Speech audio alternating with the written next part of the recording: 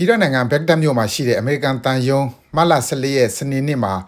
ဒုံးကျည် drone တို့နဲ့တိုက်ခိုက်ခံခဲ့ရပြီးတန်ယုံအစိတ်ပိုင်းတချို့မီးလောင်သွားခဲ့ပါတယ်။ဗီဒီယိုမှာမြင်ကြရတဲ့အတိုင်းပဲဒုံးကျည်ထိမှန်ပြီးတန်ယုံအဆောင်အုံဝင်းထဲက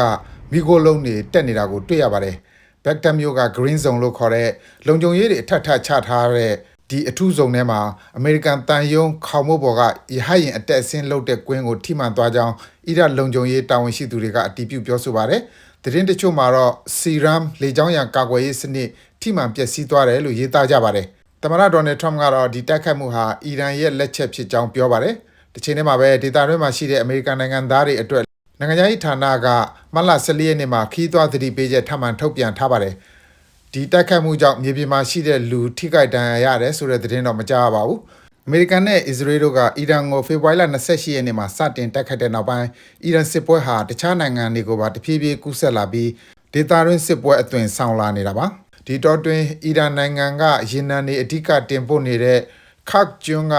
ရေနံစစ်ကမ်းနဲ့တခြားစစ်ဖက်ဆိုင်ရာအဆောက်အအုံတွေကိုအမေရိကန်ကလေကြောင်းကနေဒီကနေ့တိုက်ခိုက်ခဲ့ကြောင်းပြောပါတယ်ခင်ဗျာ။ကျွန်တော်ဇော်ဝင်းလိုက်ပါ